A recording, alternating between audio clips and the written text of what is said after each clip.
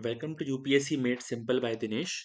और आज है हम अपने लेक्चर 1B में, जहां पर हम जो है नंबर सिस्टम के प्रैक्टिस क्वेश्चन डिस्कस करने वाले हैं। इससे पहले वाले लेक्चर 1 में हमने थ्योरी डिस्कस की थी और लेक्चर 1A में हमने नंबर सिस्टम के टोटल 12 क्वेश्चन देख लिए थे। ठीक है, ये सभी नोट्स जो है हमारे टेलीग्राम चैनल पे अवेलेबल है, जिसका लिंक जो है डिस्क्रिप्शन बॉक्स में दिया हुआ है, जिसको आप ज़रूर ज्वाइन कर लें। तो क्वेश्चन नंबर 13 पे जाए उससे पहले एक करेक्शन था। जो फर्स्ट वाला वीडियो था उसमें जो लास्ट क्वेश्चन था स्पेशल केस वाला, उसमें थोड़ा सा करेक्शन था। एक लास्ट में हल्की सी मिस्टेक हो गई थी, मेरे से भी सिली मिस्टेक हो सकती है, वो मैं आपको शो करता हूँ कैसे। देखो, ये वाला क्वेश्चन हमने किया था स्पेशल केस वाला कि find the smallest number which when divided by 5 6 7 leaves remainder 2 3 4 respectively. ये एलसीएम वाला स्पेशल केस मैंने आपको बताया था कि जब आपको तीन नंबर दे दे या जितने भी नंबर दे दे और बोले कि स्मॉलेस्ट नंबर निकालो जिससे कि इनको डिवाइड देने पर 2 3 4 रिमाइंडर आए, यानी कि तीन अलग अलग अगर रिमाइंडर दे दे। तो इसके ऊपर वाला क्वेश्चन में मैंने कंपेयर करके सिखाया था कि क्योंकि ऊपर वाले में सब सेम है, बस यहाँ पे एक ही रिमाइंडर था, तो हम इन तीन नंबर का एलसीएम निकाल कर उसको ऐड कर देते थे। पर यहाँ पर क्योंकि तीन है रिमाइंडर, तो हमने क्या किया था, हमने एक ट्रेंड देखा था कि देखो 5 6 और 7, 5 से डिवाइड देने पर जो रिमाइंडर आ रहा था वो आ रहा था 2, 6 से देने पर आ रहा था 3 और 7 से देने आ रहा पर 4। तो अगर हम इन्हें माइनस करते हैं तो इन सब में 3 आ रहा था। ठीक है, तो जो ये ट्रेंड फॉलो, जब भी ऐसा क्वेश्चन आएगा ना कि जहां पर एलसीएम वाला क्वेश्चन होगा पर तीन रिमाइंडर दिए हुए होंगे, तो ऐसा एक ट्रेंड फॉलो हो रहा होगा। और इस ट्रेंड में जो ये नंबर आ रहा है माइनस करने पे, तो हमें करना क्या होगा कि हमें एलसीएम निकालना होगा 5 6 और 7 का, फिर इसमें से माइनस करना होगा 3। उस टाइम मैंने गलती से प्लस कर दिया था, तो वो प्लस नहीं होगा, इसमें आपको याद रखना है। स्पेशल केस वाले क्वेश्चन में एलसीएम में हम माइनस करते हैं जो हमारा ट्रेंड फॉलो हो रहा होता है उसे। ठीक है, 5 6 और 7, इसका हमने एलसीएम निकाला था, तो नॉर्मल है क्योंकि तीनों में कोई फैक्टर कॉमन नहीं है। तो 6 5 जा 30 और 30 7 जा 210। अब हम इसमें से माइनस करेंगे 3 और आएगा 207। देखो, इस टाइप के क्वेश्चन करके आप चेक भी कर सकते हो कि मैंने जब 5 से डिवाइड दिया तो 2 बचेगा, इसमें 2 बचेगा, रिमाइंडर 2 ही पूछा है। जब मैं दूंगा 6 से डिवाइड तो रिमाइंडर बचेगा 3, और जब मैं दूंगा 7 से डिवाइड तो रिमाइंडर बचेगा 4। ठीक है, यानी लास्ट में क्या करना है, माइनस करना है। देखो, यही सब सिली मिस्टेक्स हैं। यही चीज जो है अगर आप बार बार रिवाइज करेंगे तो इस तरह की सिली मिस्टेक्स नहीं होंगी। ये देखो, सिली मिस्टेक ऐसा हो सकता है कि एक दो आपसे पूरे एग्जाम में हो जाए, वहां तक ठीक है, लेकिन इससे ज्यादा अगर हो रही है, आप अपने मॉक्स में भी इस चीज को एनालाइज कीजिए कि सिली मिस्टेक से इस तरह कितने क्वेश्चन हम गलत कर रहे हैं। एक दो तक चल जाएगा, इससे ऊपर है तो आपको उस पर काम करने की जरूरत है। ठीक है, चलो अब हम आ जाते हैं हमारे फिर से क्वेश्चन पे। तो क्वेश्चन 12 हमने कर लिए थे, अब आते हैं क्वेश्चन नंबर 13 पर। ठीक है, each digit of a 9 digit number is 1। ठीक है, एक 9 डिजिट नंबर है और उसका हर एक नंबर 1 है। It is multiplied by itself, उसको अपने आप से ही मल्टीप्लाई कर दिया। What is the sum of digits of resulting number. इसका क्या मतलब हुआ कि ए 1 2 3 4 5 6 7 8 9 मल्टीप्लाई बाय 1 2 3 4 5 6 7 8 9, और अब जो रिजल्टिंग नंबर आएगा उसका सम ऑफ डिजिट्स कितना होगा, ये क्वेश्चन पूछा है। अब देखो, करने को तो इसमें इन जनरल तो कोई डायरेक्ट ट्रिक नहीं लगती। तो जो मैंने एग्जाम में किया वो बताता हूँ मैं। जब मैंने ओरिजिनल एग्जाम में ये पेपर दिया था, तो मैंने इसको ओरिजिनली ऐसे मल्टीप्लाई, जैसे अपन बचपन में करते थे ना, वैसे पूरा मल्टीप्लाई किया, क्योंकि 1 से मल्टीप्लाई करना है तो बहुत जल्दी हो जाएगा, और उसको मैंने मल्टीप्लाई कर लिया था। लेकिन एक चीज़ अगर मैं आपको पहले से बता दूं तो ये क्वेश्चन और इजी हो जाएगा। ऐसे करने से टाइम लगेगा, आंसर तो आ जाएगा, ठीक है, पर टाइम लगेगा। एक और चीज़ जो हम देखते हैं, चलो, कि जब मैं 11 को 11 से मल्टीप्लाई करता हूँ तो आता है 121, और जब मैं 111 को 111 से करता हूँ तो आता है 123 और 21। ठीक है, मैं 4 बार 1 को 4 बार 1 से करता हूँ तो आता है 1 2 3 4 3 2 1, यानी जब जब ये 1 1 वाले मल्टीप्लाई होते हैं ना, तो ये एक ट्रेंड फॉलो होता है। ठीक है, इस तरीके से। तो अगर ये 9 टाइम्स हुआ तो ये ट्रेंड कैसे फॉलो होगा, ये ट्रेंड ऐसे फॉलो होगा कि 1 2 3 4 5 6 7 8 9, और फिर वापस 8 7 6 5 4 3 2 1, इस तरीके से। और अब हमें इसको प्लस करना है तो ये बहुत इजी है, तो यहाँ से प्लस करते हैं। 1 + 2 3, 3 + 3 6, 6 + 4 10, 10 + 5 15, 15 + 6 21, 21 एंड 7 28, 28 एंड 8 36। अब देखो ये 36 आ गए, तो अब यहीं पर सॉल्यूशन करने का तरीका होता है कि यहाँ पर भी तो सेम ही लिखा है, तो यहाँ से यहाँ तक भी कितना होगा, 36 होगा और ये 9 होगा। तो 36 एंड 36 72, 72 एंड 9 इट्स 81। ठीक है, तो सम ऑफ डिजिट्स क्या हो गया, 81 हो गया। ठीक है, अब देखो जरूरी नहीं है कि आपको ये ट्रेंड पता हो। अब मैंने आपको बता दिया, तो अगर आगे इस टाइप का क्वेश्चन आया 1 1 वाला, हो सकता है अगली बार यूपीएससी यहाँ पर 7 डिजिट दे दे, तो फिर आपको टाइम नहीं लगेगा। लेकिन जब आपने इस चीज को नहीं पढ़ रखा, तो भी आप मल्टीप्लाई करके तो कर ही सकते हैं ना, उसमें टाइम 1 मिनट एक्स्ट्रा लगेगा। ठीक है, पर इस तरह के क्वेश्चंस जहां पर आपको स्ट्रेट फॉरवर्डली पता है कि हाँ अगर मैं 1 मिनट लगाऊंगा तो मेरा आंसर आ जाएगा, तो वहां पर आपको 1 मिनट लगा देना चाहिए, क्योंकि सी सेट में एक एक क्वेश्चन ठीक करना जो है बहुत इंपॉर्टेंट हो जाता है। और जहां तक कि एकदम स्ट्रेट क्वेश्चन है, तो वहां पर सिर्फ इसलिए हम उसको एक बार छोड़ दें कि यार इसमें तो कैलकुलेशन हार्ड है, तो वो एक मैं कहूँगा कि एक अच्छा डिसीजन नहीं होगा। ठीक है, यहीं पर ये एग्जाम डिसीजन मेकिंग का हो जाता है कि ये ट्रेंड पता है तो बहुत अच्छी बात है, तब तो फटाफट हो ही जाएगा। लेकिन नहीं पता है तब भी हमें छोड़ना नहीं है और मल्टीप्लाई करके कर लेना है। ठीक है, चलो नेक्स्ट क्वेश्चन पे चलते हैं। चलो ये क्वेश्चन आप खुद कीजिए, ऐसा एक क्वेश्चन मैंने करवाया है, पर इसमें एक कैच है जो मैं आपको बताऊंगा, तो आप ट्राई कीजिए। आई होप आपने वीडियो पॉज करके क्वेश्चन ट्राई किया होगा। अब हम ट्राई करते हैं क्वेश्चन को। How many natural numbers are there which given a reminder of 31।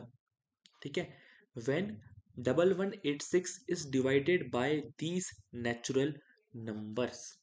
ये क्या कह रहा है कि ऐसे नेचुरल नंबर कितने होंगे जिसको हम जिसमें हम अगर 1186 से डिवाइड दें, यानी उससे हम 1186 में डिवाइड दें, तो 31 रिमाइंडर बचेगा। ठीक है, अब आपको याद होगा ऊपर एक क्वेश्चन किया था हमने जिसमें 96/x आया था, उसका भी यही मतलब था कि how many X are possible, तो वही चीज यहाँ पर है।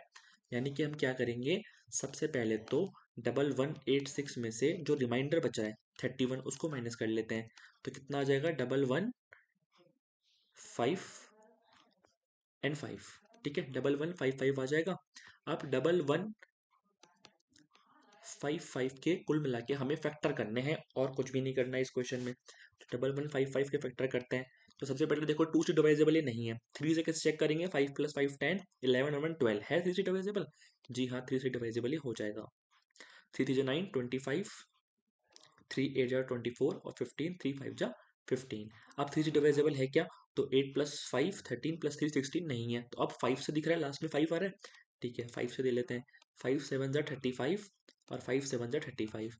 अब ये 7 से डिवाइजेबल है और अब ये 11 से डिवाइजेबल है। ठीक है, यानी इसके मल्टीपल्स आ गए 3 5 7 एंड 11। ठीक है, अब मैंने कैसे कहा था कि फैक्टर निकालने होते तो क्या होता है, सबसे पहले तो 1 अपने आप में फैक्टर है और 11,155 अपने आप में फैक्टर है। अब इसके बाद फैक्टर कैसे निकालते हैं, सबसे पहले सिंगल सिंगल उठा लो, 3 5 7 और 11।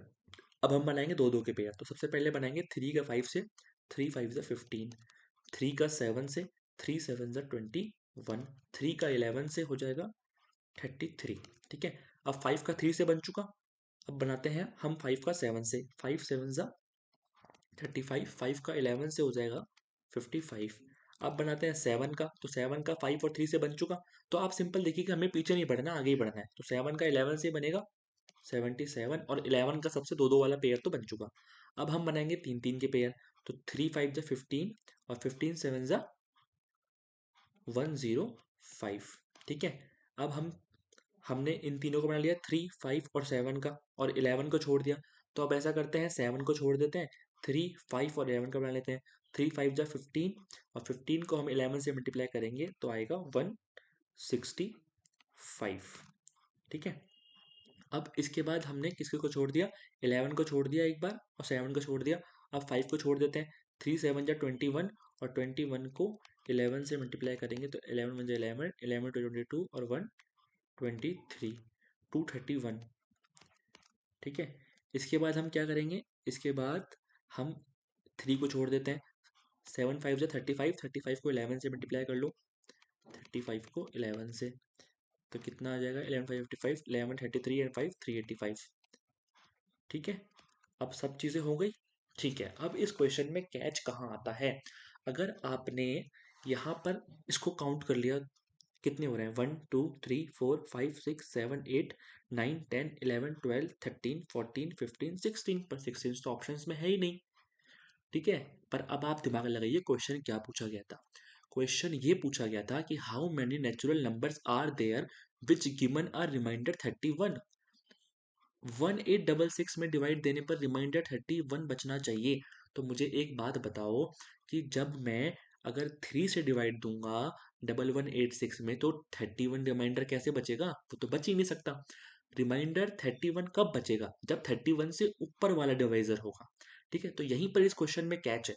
ठीक है, यहाँ पर ये तो ऑप्शन मांगने वाले ने एक थोड़ी सी आपके ऊपर ये मान लो वो कर दी कि उसने यहाँ पर 16 नहीं दिया, वरना 90% जो लोग हैं वो ये गलती कर देते कि यहीं पर बस 16 काउंट कर लेते और 16 को टिक मार देते। वो ये दिमाग नहीं लगाते कि मैं डिवाइड 1186 में दे रहा हूँ और 31 रिमाइंडर चाहिए मुझे, तो 3 से डिवाइड देने पर 31 आ ही नहीं सकता। तो मुझे इनमें से वही फैक्टर उठाने हैं जो 31 से बड़े हैं। 131 से बड़ा नहीं है, 1155 है, 357 11 21 कुछ भी नहीं है।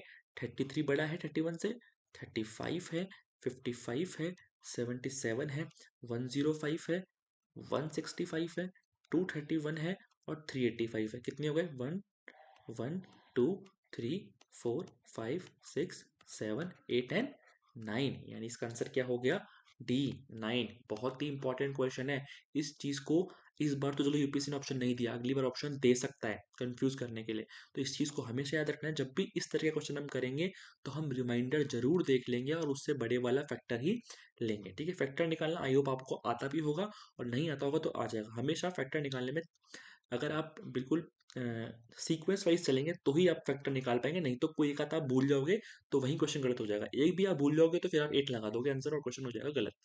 ठीक है, चलो आगे चलते हैं। नेक्स्ट है question number 15। What is the sum of all 4 digit numbers less than 2000? सभी 4 डिजिट नंबर जो कि 2000 से छोटे हैं, formed by digit 1 2 3 and 4 where none of the digit is repeated. बहुत इजी क्वेश्चन है, आपको मैं देता हूं टाइम, आप ट्राई कीजिए इस क्वेश्चन को। आई होप आपने क्वेश्चन ट्राई किया होगा। बहुत इजी सिंपल सा क्वेश्चन है कि आपको इन 4 डिजिट से जितने भी नंबर बन सकते हैं, ऑल 4 डिजिट नंबर जो कि 2000 से छोटे हैं। अब मुझे एक सिंपल सी बात बताओ कि अगर मुझे इन 4 डिजिट से नंबर बनाने हैं तो 2000 छोटा वो कब होगा? जब उसका फर्स्ट नंबर 1 होगा। अगर 2 से बनाऊंगा मैं तो 2 1 3 4 कुछ भी बनाऊं, वो नंबर 2000 से ऊपर आ जाएगा। यानी मुझे सिंपल क्या करना है, 1 को यहाँ फिक्स रखना है, 1 2 3 4। ठीक है, एक बार मैंने 1 को फिक्स रख लिया, अब सबको बदल देता हूं मैं। 1 को फिक्स रखे 1 2 3 4 कर दिया मैंने। अब ऐसा करते हैं, 1 2, 1 और 2 को फिक्स रख लिया, 4 और 3। ठीक है, अब ऐसा करते हैं कि 1 और 3 ले लेते हैं। तो 1 और 3 ले लिया मैंने, तो 1 और 3 के बाद क्या बचेगा? 2 और 4। 1 और 3 4 और 2। चलो अब 1 और 4 को ले लेते हैं। 1 और 4 को लेंगे तो यहाँ क्या आ सकता है? 2 और 3। 1 और 4 को ले लेंगे तो यहाँ आ जाएगा 3 और 2। बस, इसके अलावा पॉसिबल है ही नहीं, क्योंकि यहाँ पर जैसे ही आपने 2 रखा तो वो 2000 से प्लस हो जाएगा। आपको इन सबको क्या करना है? ऐड करना है बस। 4 and 3 7, 7 plus 4 11, 11 plus 2 13, 13 plus 3 16, 16 plus 2 18, 3 plus 1 4, 4 plus 4 8, 10 14 16 and 3 19, 3 into 5 and 3 8 and 3 11 and 4 15 and 4 19 and 1 2 3 4 5 6 7 7 9 9 8। ये रहा आपका option number A. Easy question था। ठीक है, आगे चलते हैं। अब ये बहुत ही अच्छा क्वेश्चन है। देखो, मैं आपको एक बार पढ़ता हूँ क्वेश्चन और फिर आपको टाइम दूंगा। ठीक है, अच्छे से सोचना है इस क्वेश्चन पे। There are 3 traffic signal, 3 traffic signal है। Each signal changes colour from green to red and then from red to green, यानी पहले ग्रीन से रेड होगा फिर रेड से ग्रीन होगा। ठीक है, the first signal take 25 second, second signal take 39 second and third signal take 60 second to change from green to red. यानी ग्रीन से रेड होने पे ये 3 सिग्नल है और ये 3 अलग अलग टाइम लेते हैं। The duration for green and red colours are same, यानी जितने टाइम वो ग्रीन रहेगी उतने ही टाइम रेड रहेगी। ठीक है, इसको भी बहुत अच्छे से पढ़ना है। नेक्स्ट है, अगर 2 बजे ये एक साथ ग्रीन हुई थी तो अब कौन से टाइम पे वो वापस एक साथ ग्रीन होंगी? ठीक है, समझ में आ गया कि ये 3 है, रेड से ग्रीन, ग्रीन से रेड होती हैं। रेड और ग्रीन रहने का टाइम सेम है, ठीक है। और 2 बजे एक साथ ग्रीन हुई थी, तो वापस ग्रीन कब होगी, ठीक है, ये आपको बताना है। तो आपके पास टाइम है, वीडियो को पॉज कीजिए और ट्राई कीजिए क्वेश्चन। आई होप आपने क्वेश्चन ट्राई किया होगा। देखो, जब भी इस टाइप का क्वेश्चन होता है ना कि एक टाइम की कोई भी 3 या 4 चीजें हैं, वो अलग अलग टाइम पे हो रही हैं, और आपको ये बता दे कि वो सब एक साथ कब होंगी, इस तरह का क्वेश्चन हो, तो इस तरह के क्वेश्चन में एलसीएम होता है। ठीक है, इस तरह के क्वेश्चन में एलसीएम होता है। एलसीएम क्यों होता है? क्योंकि जैसे हम 3 नंबर का एलसीएम निकालते हैं, तो इसका मतलब क्या होता है कि तीनों मल्टीप्लाई, जो इनके मल्टीप्लाई है वो कहाँ पर आकर सेम हो जाएंगे, वही तो एलसीएम होता है।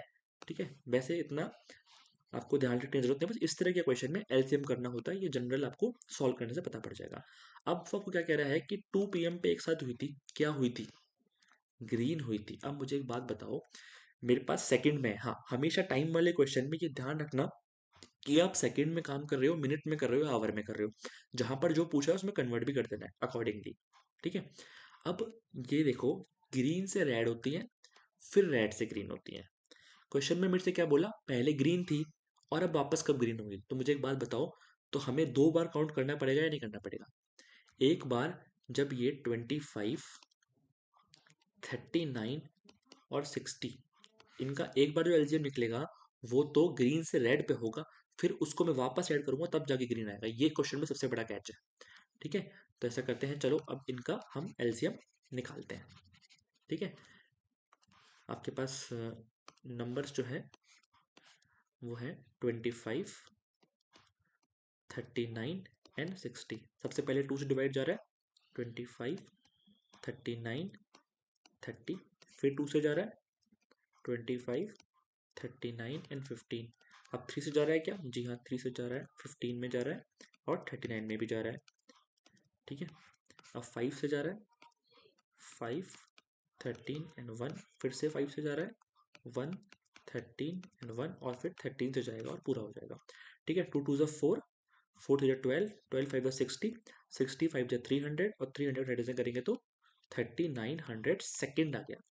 अब क्योंकि मेरे को आंसर 2 इस पे है, तो आवर्स में इसको पहले मिनट्स में कन्वर्ट करना पड़ेगा, क्योंकि 2 आवर में मैं जोड़ूंगा, तो मिनट्स में करने के लिए मैं 60 से लूंगा डिवाइड। ठीक है, तो 6 6 36 एंड 65 मिनट। 65 मिनट तो क्या है, ग्रीन से रेड होने का है, और रेड से ग्रीन कब होगा? रेड से ग्रीन को डबल कर दो, 65 मल्टीप्लाई 2 कर दो, तो कितना आ जाएगा? 130। 130 मिनट्स मतलब 2 आवर एंड 10 मिनट्स। समझ में आता है इतना तो? 1 आवर में 60 मिनट होते हैं, तो 2 आवर एंड 10 मिनट्स जोड़ दो 2 PM में, कितना हो गया? 4 एंड 10। ठीक है, यहीं पर अगर वो बता रहा हूँ मैं, फिर से ऑप्शन बनाने वाले ने आपके ऊपर दया कर दी। अगर वो ऑप्शन बना देता 305, फिर 80% क्वेश्चन गलत कर देते इसको। क्यों? क्योंकि वो तो एक बार ही एलसीएम निकालते और जोड़ देते जल्दीबाजी में। ठीक है, वही सिली मिस्टेक कर देते, यही सिली मिस्टेक नहीं करनी। ऑप्शन में खैर है ही नहीं, तो आपको दिमाग में आ जाएगा कि अच्छा अच्छा, यहाँ तो ग्रीन से वापस ग्रीन पूछ रहा है, ना कि ग्रीन टू रेड। ठीक है, तो 410 इसका आंसर हो गया। आगे चलते हैं। अब आ गया यूपीएससी का फेवरेट टाइप ऑफ क्वेश्चन, यानी कि स्टेटमेंट वाले क्वेश्चन। ठीक है, तो स्टेटमेंट वाले क्वेश्चन को करने के कुछ एसओपीस है। एसओपी मतलब स्टैंडर्ड ऑपरेटिंग प्रोसीजर, वो मैं समझाऊंगा इस क्वेश्चन में। अच्छे से समझ लेना, इस टाइप के क्वेश्चन आपको हर टॉपिक में मिलेंगे। मैं टाइप ऑफ क्वेश्चन बता रहा हूँ। टाइप ऑफ क्वेश्चन क्या है? स्टेटमेंट वाले का मतलब है कि आपको एक क्वेरी दे देगा कि कंसीडर ए 3 डिजिट नंबर, उसमें क्वेश्चन दे देगा। क्वेश्चन क्या बोलेगा? What is the number. ये क्वेश्चन दे दिया आपको कि भाई नंबर क्या है। उसके लिए मैंने आपको 2 statement they the, statement 1 and statement 2।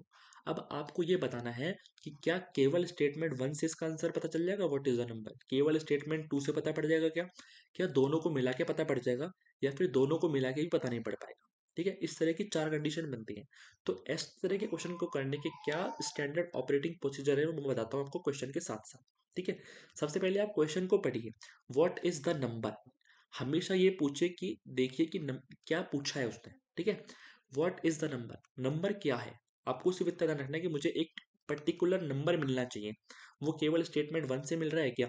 सबसे पहले आते हैं स्टेटमेंट 1 पे, देखते हैं कि केवल स्टेटमेंट 1 से मुझे कोई एक फिक्स नंबर मिल रहा है क्या। The sum of digits of the number, यानी कि जो नंबर है उसके डिजिट्स का जो सम है, is equal to the product of the digits. मतलब जो भी डिजिट्स हैं उनका एक तो प्लस करूं और उनको आपस में मल्टीप्लाई करूं, तो वो इक्वल आने चाहिए।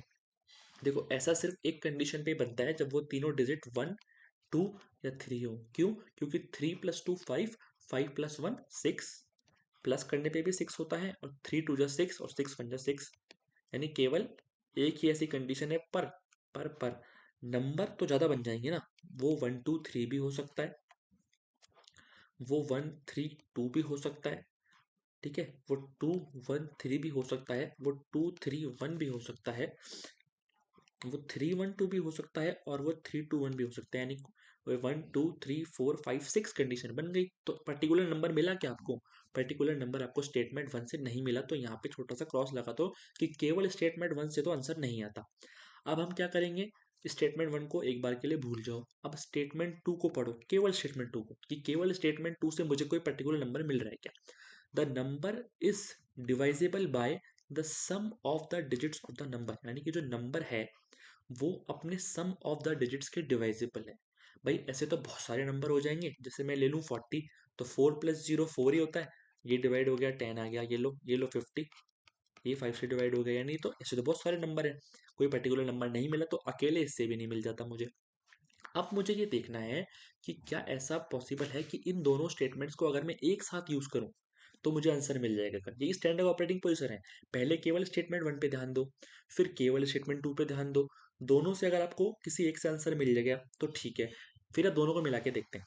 ठीक है, स्टेटमेंट 1 से मेरे पास ये 6 नंबर आ रहे थे सिर्फ। स्टेटमेंट 2 तो बहुत सारे हैं ही, तो स्टेटमेंट 2 से स्टेटमेंट 1 पे नहीं चलेंगे, हम 1 से 2 पे चलेंगे। 1 से मेरे पास ये 6 नंबर आ रहे हैं। अब स्टेटमेंट 2 में क्या कह रहा है, number is divisible by the sum of the digit of the number. तो ऐसा हो रहा है क्या? देखो ये डिजिट और नंबर क्या है, 3 2 1 6, तो 6 से मुझे देखना है कि इनमें से कोई सिर्फ एक नंबर डिवाइजेबल हो, तो उन दोनों स्टेटमेंट को यूज करके मुझे वो नंबर मिल गया। ठीक है, तो अगर मुझे इन 6 नंबर में 6 का डिवाइजेबल चेक करना है, तो सिंपल सी बात है कि 6 का डिवाइड का मतलब क्या होता है कि वो 2 और 3 दोनों से डिवाइजेबल होना चाहिए, और 2 से डिवाइजेबल होने के लिए वो नंबर क्या होना चाहिए, इवन नंबर होना चाहिए। तो इसमें जितने भी ऑड नंबर है वो तो पहले ही आउट हो जाएंगे, 1 2 3 नहीं, नहीं, नहीं और नहीं, दो नंबर बचे आपके पास, 132 एंड 312। तो ये दोनों 2 से डिवाइजेबल है। हम चेक कर लेते हैं कि अगर 3 से भी है क्या, तो 6 से भी हो जाएंगे। तो 3 + 2 5 + 1 6, जी हाँ ये 6 से डिवाइजेबल है। 3 + 2 5 + 1 6, ये भी 6 से डिवाइजेबल है। देखो ये दोनों नंबर 6 से डिवाइजेबल है, तो क्या कोई एक पर्टिकुलर नंबर मिला क्या मुझे? व्हाट इज द नंबर, ये मेरा क्वेश्चन था। नहीं भाई, मेरे पास तो दो नंबर आ गए, दोनों ही जो है दो आंसर बन गए। तो दो आंसर तो किसी क्वेश्चन के नहीं होते, मतलब क्या हुआ कि दोनों स्टेटमेंट का यूज करके भी मैं आंसर नहीं दे पा रहा कि एग्जैक्ट नंबर क्या है वो, क्योंकि मेरे पास दोनों दो नंबर आ रहे हैं। यहीं पर ये क्वेश्चन इतने कॉम्प्लेक्स हो जाते हैं कि आपको 1 मिनट में इतना सारा सोचना है। ठीक है, इसलिए यहाँ पर कॉम्प्लेक्सिटी बढ़ रही है। लेकिन अगर हमने एसओपीज को फॉलो करा और इस क्वेश्चन पे प्रैक्टिस करी, तो वहां पर हमें टाइम नहीं लगेगा। ठीक है, यानी कि मेरा आंसर क्या हुआ कि दोनों से भी मेरा आंसर नहीं आया। तो question can be answered by using one of the statement, नहीं। Question can be answered by either the statement alone, नहीं। The question can be answered by using both the statement together but can not answered using either statement, नहीं, both से भी नहीं हो पा रहा। The question can not be answered even by using both of the statement, D is the answer. ठीक है, चलो नेक्स्ट फिर से वही चीज है, स्टेटमेंट वाले क्वेश्चन है। ठीक है, इससे आपको और क्लैरिटी होगी कि स्टेटमेंट वाले क्वेश्चन में एक्चुअली में पूछना क्या चाहता है। ठीक है, तो पहले आप ट्राई कीजिए, इस तरह का क्वेश्चन मैंने पढ़ाया हुआ है आपको, नंबर सपोज करने वाला। ठीक है,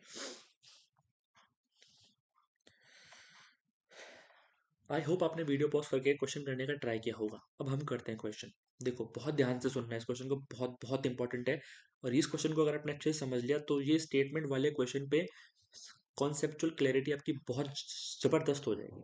देखो क्वेश्चन समझना, इस P + Q - R is greater than, इस P + Q - R ये ग्रेटर देन है क्या, P - Q + R where P Q R are integers. इतना सा क्वेश्चन है। क्वेश्चन में वो क्या पूछ रहा है, इसको यहाँ पे अपन मैथमेटिकल लैंग्वेज में लिखते हैं कि P + Q - R, जो ये मैंने लिखा है ये ग्रेटर देन है क्या। क्वेश्चन पूछ रहा है ग्रेटर देन है क्या, क्या का आंसर क्या दोगे आप, यस और नो में तो दोगे कि ये दोनों ग्रेटर देन है क्या, यस और नो, ये बताओ, ये मेरा क्वेश्चन है। ठीक है, ये मेरा क्वेश्चन है कि ये ग्रेटर देन है क्या। ठीक है, ये है मेरा क्वेश्चन। ये मेरा क्वेश्चन ये नहीं है कि आपको ये प्रूफ ही करना है कि ये ग्रेटर देन है। मुझे तो आप ये बता पा रहे हो क्या इन स्टेटमेंट से, कुछ कंक्लूजन निकल रहा है क्या कि ये ग्रेटर देन है या फिर नहीं है? ठीक है, क्वेश्चन ये है, ये चीज बहुत बड़ा कैच है इस क्वेश्चन में। मैं बताता हूँ कैसे। Statement 1, P minus Q is positive. P minus Q यानी P में से Q को माइनस करने पे पॉजिटिव आ रहा है, इसका मतलब क्या हुआ कि P जो है वो Q से बड़ा है। तो अगर मैं सिर्फ आपको ये एक बात दूं कि P Q से बड़ा है, तो आप ये बता पाओगे क्या कि P plus Q minus R P minus Q plus R से बड़ा है क्या? ऑफकोर्स ये बात नहीं बता पाओगे, क्योंकि R का रोल भी तो आ रहा है। जब R के बारे में कुछ बात ही नहीं है, तो मैं सिर्फ स्टेटमेंट 1 से तो बता ही नहीं सकता। ठीक है, दूसरा पढ़ता हूँ स्टेटमेंट। दूसरे स्टेटमेंट में लिखा हुआ है P minus R is negative. P minus R negative का मतलब क्या है? P minus R is negative मतलब कि जो जिसमें जो माइनस हो रहा है वो नंबर बड़ा है। ठीक है, नेगेटिव कब आएगा? 3 माइनस 5 करोगे तभी तो -2 आएगा, यानी जो सेकंड नंबर है वो बड़ा है। तो R is greater then P। अब सिर्फ सेकंड स्टेटमेंट से आंसर दे सकता हूँ क्या? वही बात कि इसमें तो केवल P और R है, Q तो है ही नहीं, तो ये भी पॉसिबल नहीं है। अब मुझे ये देखना है कि क्या मैं इन दोनों स्टेटमेंट को जोड़कर ये आंसर दे सकता हूं क्या नहीं दे सकता हूं। ठीक है, एक स्टेटमेंट कह रहा है P is greater then Q। ठीक है, एक स्टेटमेंट क्या कह रहा है? एक स्टेटमेंट कह रहा है P is greater then Q, और एक स्टेटमेंट कह रहा है R is greater then P। ठीक है, तो ऐसा करते हैं, चलो कुछ नंबर सपोज कर लेते हैं इनके अंदर। मैंने कि इसको अगर मैं एक साथ लिखूं, अगर मैं इसको लिखना चाहूँ इन दोनों स्टेटमेंट को एक साथ लिखता हूँ पहले तो मैं, है ना। यानी कि R is greater then P is greater then Q। R is greater then P is greater then Q। ठीक है, तो अब मैं नंबर सपोज कर लेता हूँ। तो मान लो मैंने इसको माना 8, इसको माना 9 और इसको माना 10। ठीक है, अब मैं इसमें पुट करता हूँ, तो 9 प्लस 8 माइनस 10। ठीक है, और ग्रेटर देन का साइन। P कितना है? 9 माइनस 8 प्लस 10। अब ये कितना हो गया? 9 plus 8 17 minus 10 1 plus 10 7 greater than 11 नहीं होता। ठीक है, नहीं होता मतलब मुझे ये मिल गया कि इसमें जो है, जो आपने स्टेटमेंट मुझे कही थी कि क्या ये ग्रेटर देन है, तो दोनों स्टेटमेंट का यूज करके मैंने पता कर लिया कि ये ग्रेटर देन नहीं है। तो मेरा आंसर नो हो गया, यानी मैं एक कंक्लूजन पे पहुंच गया। ठीक है, चाहे ये ग्रेटर देन नहीं है, पर मैंने वही कहा था, क्वेश्चन में यही कैच है कि क्वेश्चन में आपको प्रूफ करने के लिए नहीं बोला कि ये ग्रेटर देन है क्या, ये बताओ। ये बोला है कि क्या आप पता कर सकते हो क्या इन दोनों स्टेटमेंट से एक कंक्लूजन पे पहुंच सकते हो क्या आप? तो हाँ, मैं कंक्लूजन पे पहुंच गया इन दोनों चीजों का यूज करके कि ये ग्रेटर देन नहीं होगा। अब आप बोलोगे सर आपने तो सिर्फ एक ही नंबर सपोज किया और आप पहुंच गए, नंबर तो हम बहुत सारे सपोज कर सकते थे, क्या पता उससे हो जाए। देखो ये बात आपकी बिल्कुल सही है, लेकिन जो मैंने चीज सपोज की है उसमें मैंने पहले ही मिनिमम यूज करा है। मैंने ऐसे नहीं लिखा कि मैंने 8 लिख दिया फिर सीधे 12 लिख दिया फिर 15 लिख दिया, नहीं, मैंने मिनिमम ही लिए। और ये इंटीजर है, तो इंटीजर में 8 के बाद 9 ही आता है, 9 के बाद 10 ही आता है, तो मैंने ऑलरेडी मिनिमम चीजें ही ली है। उसके बाद भी ये जो कंडीशन है वो फुलफिल नहीं हो रही, मतलब आंसर नो आ रहा है। तो मतलब क्या होगा इसका कि दोनों स्टेटमेंट का यूज करके मैं आंसर दे सकता हूँ। तो ये कहाँ पर है? Question can be answered by using one of the statement alone, जी नहीं। Question can be answered by using either statement alone, जी नहीं। Question can be answered by using both the statement together but can not be answered by either statement. दोनों को use करके हम answer दे सकते हैं। फिर मैं कह रहा हूँ आंसर देना अलग बात है और ये चीज प्रूफ नहीं होना अलग बात है। जहां आप कंक्लूजन पे पहुंच पा रहे हो वहां पर आप जो है दोनों स्टेटमेंट का यूज करके आंसर दे पा रहे हो। ऊपर वाले क्वेश्चन में क्या था कि मैं कंक्लूजन पे नहीं पहुंच पा रहा था कि दोनों में से कौन सा नंबर है, दोनों ही मेरी कंडीशन फुलफिल हो रही थी, इसलिए मैंने क्या आंसर दिया कि दोनों से आप आंसर नहीं दे सकते। यहीं पर ये क्वेश्चन कॉम्प्लेक्स हो जाते हैं, लेकिन अगर आपने इन दोनों कंडीशंस को अच्छे से समझ लिया तो आगे सभी टॉपिक्स में आपको बिल्कुल भी दिक्कत नहीं आएगी। ठीक है, चलो अब एक प्यारा सा नन्हा सा क्वेश्चन कर लेते हैं, आपको मैं 1 मिनट देता हूँ करने के लिए।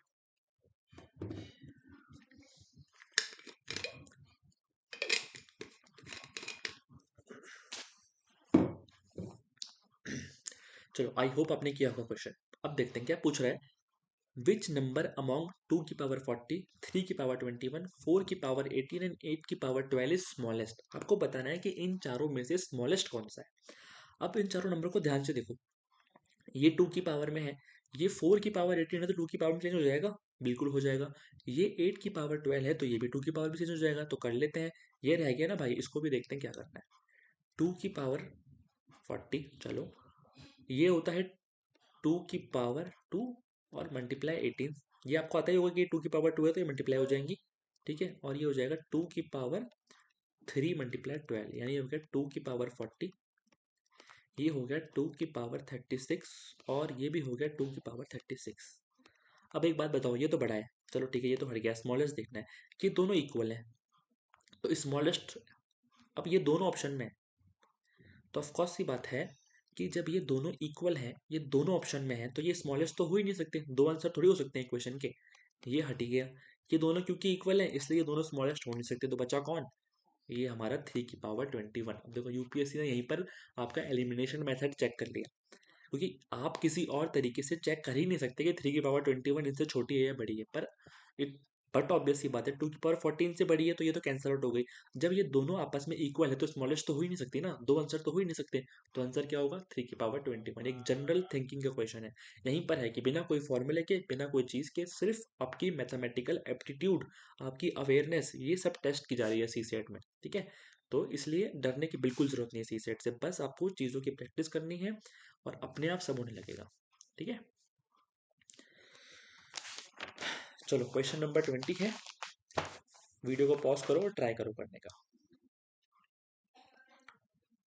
आई होप आपने क्वेश्चन करने का ट्राई किया होगा, ठीक है।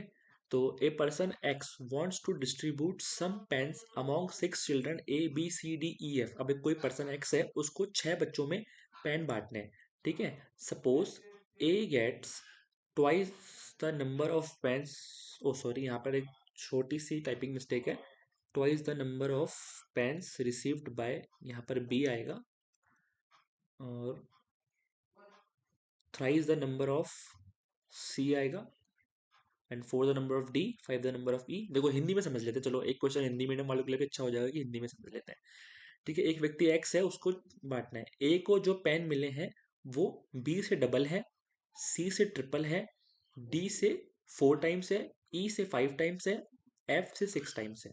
इसका सिंपल सा मतलब क्या हुआ? इसका सिंपल सा मतलब ये हुआ कि अगर ए को, मान लो ए को मिले हैं एक्स पेन, ठीक है, तो ए को बी से डबल मिले हैं, तो इसका मतलब क्या हुआ कि इसको एक्स बाय 2 मिले हैं कि नहीं मिले, यानी ए से आधे मिले हैं, ठीक है। सिंपल सी बात है। क्योंकि देखो अब यहाँ पर हमने कैसे सपोज करना है, क्योंकि बार बार ए के रिलेशन में दिया हुआ है तो हम ए वाले को मान के ही सबको कर सकते हैं ना। अब सी में लिखा हुआ है कि ए को सी से ट्रिपल मिले हैं, मतलब इसको ए से 1/3 मिले हैं, ठीक है। डी को ए से 4 टाइम्स मिले हैं, यानी कि इसको अपॉन बाय 4 मिले हैं। ई को एक्स अपॉन 5 मिले हैं, और एफ को एक्स अपॉन 6 मिले हैं क्योंकि 6 टाइम्स है, ठीक है। ये चीज कैसे सपोज करनी, यही मैथमेटिकल एप्टीट्यूड है, इसके बाद तो कुछ है ही नहीं ना क्वेश्चन के अंदर, ठीक है। ये आपने सपोज कर लिया, चलो आगे बढ़ते हैं। क्वेश्चन क्या पूछ रहा था? What is the minimum number of pens X should buy so that the number of pens each one get is an even number, यानी कि एक्स को मिनिमम कितने पेन खरीदने हैं कि वो जब सबको बांटेगा पेन तो इवन नंबर में आए। बहुत इंपॉर्टेंट है इवन नंबर। पहली बात तो इंटीजर में होना चाहिए, ठीक है। दूसरी बात इवन नंबर में होना चाहिए। तो पहले अगर मुझे टोटल पेन्स निकालने हैं, तो टोटल पेन्स मान लो मैंने माने वाई, तो टोटल पेन्स कितने हो जाएंगे? इन सबको जो पेन दिए उनका सम हो जाएगा, X plus X by 2 plus X by 3 plus X by 4 plus X by 5 plus X by 6। तो वाई कितना हो गया? इन सब का एलसीएम ले लेते हैं।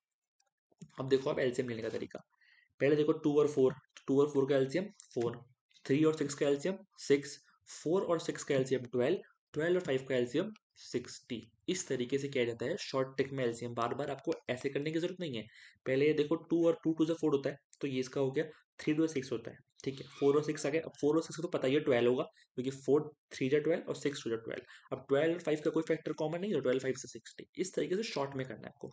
यहाँ पर 1 होगा तो ये हो जाएगा 60x plus 30x plus 20x plus 15x, समझ रहे हैं ना आप, 4 को 60 15 आ गया, 15x आ गया, ठीक है। इतना तो मैं सपोज करता हूँ कि सबको आता ही होगा सॉल्व करना। 12x प्लस 10x, चलो इन सबको ऐड कर लेते हैं। 60 प्लस 30 90 प्लस 20 110, 110 एंड 15 125 और 137 और ये 147x अपॉन 60, ये है टोटल नंबर ऑफ पेन्स। अब मुझे क्या कह रहा है, मुझे ये कह रहा है कि मुझे कितने पेन लेने हैं, ठीक है।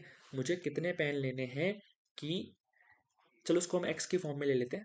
मुझे कितने पेन लेने हैं मिनिमम, कि भैया जो काम मेरा बन जाए, यानी कि मेरा काम जो है सबको इवन नंबर में मिल जाए। तो सबसे पहली चीज़ अगर मुझे निकालना होगा, तो यहाँ से अगर मैं इसको ए वाले पेन की फॉर्म में ले लूँ, ठीक है। अब यहाँ मैं वैल्यू पुट करूँगा ना, यानी कि ए को अगर पेन मिल जाएगा तो उसके अकॉर्डिंग ही तो है सबका, ठीक है। सबका पेन जो मिल रहे हैं वो ए के अकॉर्डिंग ही है। तो यहाँ पर मुझे ए की वैल्यू चाहिए, तो ए की वैल्यू के लिए मैंने इसको इधर कर दिया। अब टोटल नंबर ऑफ पेन्स कितने होने चाहिए, देखो ये पूरा का पूरा कब कटेगा, जब यहाँ पर 147 होगा, तो सही बात है। तो ए के पास कितने पेन हो जाएंगे, 60 पेन हो जाएंगे। पर अगर ए के पास 60 पेन हुए तो मैं समझ गया कि सबके पास इवन नंबर, सबके पास सॉरी इंटीजर नंबर में, फुल नंबर में तो पेन मिल जाएंगे, लेकिन मुझे तो उसने बोला इवन नंबर में पेन चाहिए। तो मेरे भैया इनको इवन नंबर में कैसे मिलेगा, जब 60 को डिवाइड कर देंगे तो इनको सबको इवन नंबर में नहीं मिल पाएगा, क्योंकि डी को जब मैं 60/4 करूंगा तो ये तो 15 हो गया, और 15 तो ऑड नंबर होता है।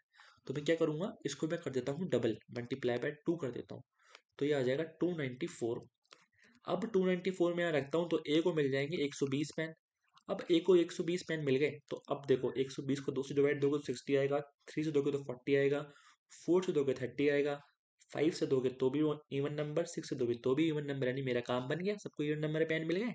तो 147 का डबल 294 इसका आंसर होगा। यहीं पर कंफ्यूजन हो जाएगा, देखो यहाँ पर दोनों ऑप्शन में है, जो जल्दीबाजी में करेगा या नहीं पढ़ेगा कि इवन नंबर पूछा है वो लगा देगा 147 और खुश हो जाएगा कि मेरा तो हो गया। ये वो होते हैं जो मैंने बताया था कैटेगरी ए वाले, ओवर कॉन्फिडेंस वाले, आईआईटी वाले स्टूडेंट्स, तो यहाँ गलती करते हैं। उनको और फिर 35 क्वेश्चन करके बैठ जाएंगे, अपना तो हो गया पेपर, सी सेट में पास ही तो होना होता है। फिर 1 घंटा आराम से बैठते हैं और बाद में रिजल्ट आता है तो जीएस में तो आए थे 110 और सी सेट में हो गए हम फेल। वो चीज़ हमें गलती नहीं करनी, क्वेश्चन को ध्यान से पढ़ना सबसे ज़्यादा इंपॉर्टेंट है, ठीक है। तो इसका आंसर हो जाएगा C294। चलो आगे चलते हैं।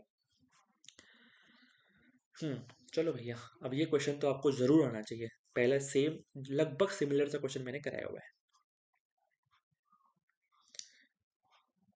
आई होप आपने वीडियो पॉज करके क्वेश्चन किया होगा। क्वेश्चन क्या कह रहा है कि 91 ये मल्टीप्लाई डिवाइडेड बाय 1264, क्या रिमाइंडर आएगा, फिर वही तरीका, ऑप्शन में 0 है। अच्छा, तो तुम आंसर हो सकते हो। ये आंसर कब होगा, जब इस ये पूरा इससे कट आउट हो जाएगा। अब ये कट आउट होगा या नहीं होगा ये चेक करने के लिए मैं 1261 को कुछ मल्टीप्लाई के फैक्टर में लिख देता हूँ, ठीक है। 2 से डिवाइड जा रहा है, नहीं जा रहा। 3 से जाने के लिए चेक करते हैं, 6 + 1 7 + 2 9 + 1 10, 3 से भी नहीं जा रहा, 5 से भी नहीं जा रहा। 7 से चेक करते हैं, 7 × 7 5 6 7 × 56 1 बचेगा, नहीं जा रहा। 9 से जाएगा ही नहीं। 11 से 11 × 11 16 हो जाएगा, 16 × 11 51, नहीं जाएगा। 13 से चेक करते हैं तो 13 9 जब 117 बचेगा आपका 9 91, 13 7 जा 91, जी हाँ चला जाएगा 13 से। तो 13 9 जा 117, 117 में बचेगा 9 91, 13 7 जा 91। जिसको इस तरह फास्ट करने में दिक्कत होती है वो भले इसको वैसे भी करके देख सकता है, पर देखो इतना एक्सपेक्टेड है आपसे कि आप ऐसे फटाफट से इनका डिविजिबल चेक कर सकते हो। अब देखो 30 97 आ गया, 97 यहाँ पर भी है, यानी कि इसको मैं 91 मल्टीप्लाई ऐसे कर लिख कर लिखूंगा 13 इंटू, और अपॉन में लिख दूंगा 13 इंटू 97, और ये मैं लिख दूंगा 92 93 सो ऑन 97 98 99 ऐसे। तो 97 से तो 97 कट गया, अब बचा 13, और 13 बन गया 13, 13 7 जा 91, पूरा कट हो गया। तो रिमाइंडर क्या बचेगा, 0। वेरी इजी, आई होप आपने ये कर लिया होगा, ठीक है। चलो आगे चलते हैं, क्वेश्चन नंबर 22, ठीक है। What is the smallest number, what is the smallest number greater than 1000, 1000 से तो बड़ा है पर स्मॉलेस्ट नंबर है, when divided by one of number 6 9 12 15 18 leaves a remainder 3। बहुत इजी क्वेश्चन है, आई होप आप करेंगे। वीडियो को पॉज कीजिए और करिए क्वेश्चन। आई होप सबका आंसर आ गया होगा। तो क्या कह रहा है, स्मॉलेस्ट नंबर चाहिए इनसे डिवाइड देने पर, यानी सिंपल सी बात क्या है, और रिमाइंडर बचेगा 3, यानी एलसीएम करना है, जो हमने किया था पहले, सीखा था। लेकिन नंबर 1000 से बड़ा होना चाहिए। ठीक है, तो पहले हम क्या करते हैं, चलो सबका एलसीएम निकाल लेते हैं। 6, 9, 12, 15 एंड 18। तो पहले जाएगा 2 से, 3, 9, 6, 15, 9, ये 15 है। ओके, अब जाएगा 2 से ही, 3, 9, 3, 15 एंड 9। अब जाएगा 3 से, 3 1 जा 3, 3, 1, 5, 3। फिर जाएगा 3 से, 1, 1, 5 एंड 1। और अब जाएगा 5 से। ठीक है, 1 1 1 1 आ जाएगा। एंड 2 2 जा 4, 3 जा 12, 36, 36 5 जा 36 5 जा 180। ठीक है, अब देखो यहाँ पर एक छोटी सी सिली मिस्टेक जो हो सकती है कि आप अभी ही +3 कर दें, तो नहीं, ऐसा नहीं करना, क्योंकि 1000 से प्लस चाहिए। तो अब 180 में मुझे 1000 से प्लस चाहिए, तो 18 5 होता है 90, और 18 6 होता है 108। 108 मतलब 1080। ये इसके मल्टीपल कर लिए मैंने। देखो, जब भी बड़ा चाहिए तो मल्टीप्लाई में करूंगा तो ये ऑटोमेटिकली डिवाइजेबल हो जाएगा। अब 1080 में मैं 3 ऐड कर दूंगा और ये आ जाएगा मेरा आंसर सी, 1083। बड़ा इजी क्वेश्चन था, बस एक इसने कंडीशन डाल दी कि 1000 से प्लस होना चाहिए, तो क्या करेंगे, 1000 के ऊपर ले जाएंगे 180 को मल्टीप्लाई करते करते। ठीक है, चलो क्वेश्चन नंबर 23। ये भी अच्छा क्वेश्चन है, और थोड़ा सा दिमाग लगाना है, बस हो जाएगा। ट्राई कीजिए वीडियो को पॉज करके।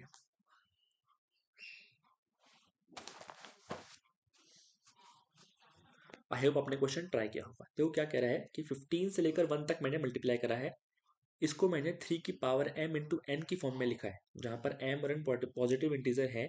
Then what is the maximum value of m, तो m की मैक्सिमम वैल्यू क्या हो सकती है।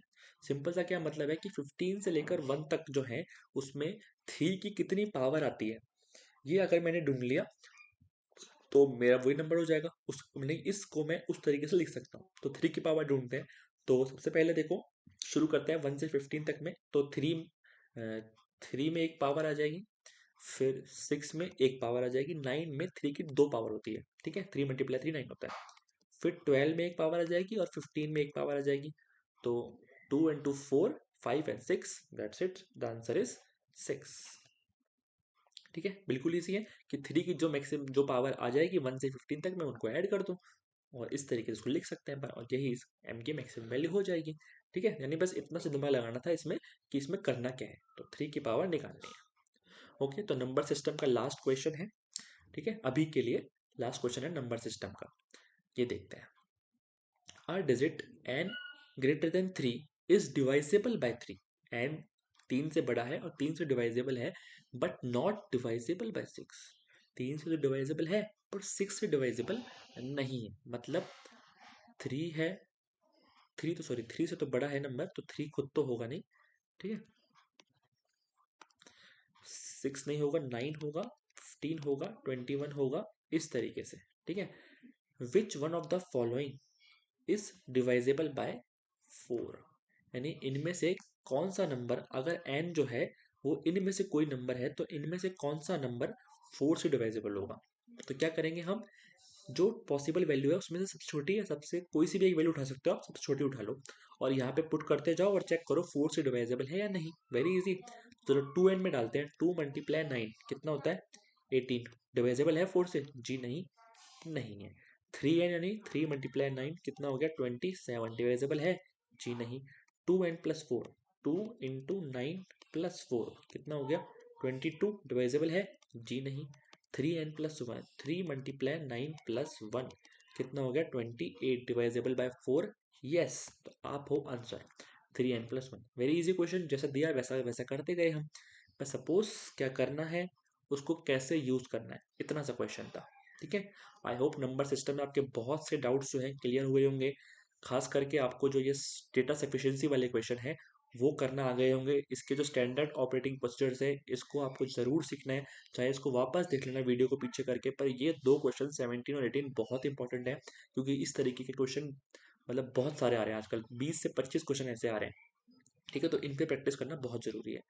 ठीक है। इसके अलावा देखो नंबर सिस्टम के और भी बहुत से क्वेश्चन बनते हैं, तो अगर मुझे बाद में भी कोई क्वेश्चन इंपॉर्टेंट लगेगा तो मैं उसका शॉर्ट्स बना के और डाल दूंगा। ठीक है। बाकी आप जितने प्रीवियस ईयर क्वेश्चन हैं उनको करिए। इन नोट्स में और भी उन कोई कॉन्सेप्ट आपको मिलता है, कोई क्वेश्चन मिलता है तो उसको आप ऐड कर लेना। और हाँ, मैं एक और बात बता दूं कि जब आपको रिवाइज करेंगे तो आप ऐसा नहीं कि केवल थ्योरी वाला पार्ट आपने रिवाइज किया और आप आगे बढ़ गए। जी नहीं, ये क्वेश्चंस भी आपको साथ के साथ रिवाइज करना है। प्रिंट निकाल के जो ये स्पेस है ना, यहीं पर आप इसका शॉर्ट में आंसर लिख लीजिए। ठीक है। जब मैं पढ़ा रहा हूँ तब आप एक रफ रफ कॉपी रखिए अपने साथ, और रफ कॉपी में जो अब खुद सॉल्व करते हैं वो कीजिए। जब मैं करवाता हूँ तो उसको साथ के साथ इधर नोट कर लो। जिससे क्या हो जाएगा, एक तो क्लास में इन्वॉल्वमेंट भी बढ़ती है जब आप साथ साथ नोट करते हो, तो दूसरा आपका जो तरीका है ना क्वेश्चन सॉल्व करने का वो यहाँ पे अच्छी अच्छी भाषा में आ जाएगा। तो जब आप इसको देखेंगे, रिवाइज करेंगे, तो फटाफट से आपको याद हो जाएगा, अच्छा इस तरह के क्वेश्चन में ऐसे करते थे। क्योंकि देखो ये थ्योरी पार्ट से कभी भी आपको कोई सी सेट नहीं निकलवा सकता, क्योंकि ये बहुत लिमिटेड है। क्वेश्चन के तरीका हर का अलग होता है, खास करके नंबर सिस्टम में तो ऐसा होता ही है। तो इस चीज़ को आपको फॉलो करना है, क्वेश्चन में थॉट प्रोसेस क्या होना चाहिए। ठीक है। तो आई होप आपको वीडियो अच्छे लग रहे हैं, और अगर कोई सजेशन है आपका तो आप हमारी मेल आईडी पर जो है हमें मेल कर सकते हैं। मेल आईडी डिस्क्रिप्शन बॉक्स के अंदर है। और जैसे कोई मेरे से अगर ऐसा कोई छोटी मोटी मिस्टेक हो जाती है तो उसको भी आप मेल से मुझे बताइए। ये मिस्टेक भी एक स्टूडेंट ने ही मुझे बताई थी, उनको मैं थैंक यू बोलता हूँ। क्योंकि देखो, एट द एंड आपके पास गलत चीज़ नहीं पहुँचनी चाहिए, ये मेरा टारगेट है। क्योंकि मैं भी इंसान हूँ, गलती किसी से भी हो सकती है। ठीक है। तो आप जो है मेल के थ्रू अगर ऐसी गलती होती है तो बता दीजिए, मैं बहुत खुश होऊंगा अगर आप बताएंगे तो। ठीक है। Thank you so much video को एंड तक देखने के लिए। और नेक्स्ट वीडियो जल्दी ही आपके पास आ जाएगी सेकंड लेक्चर की।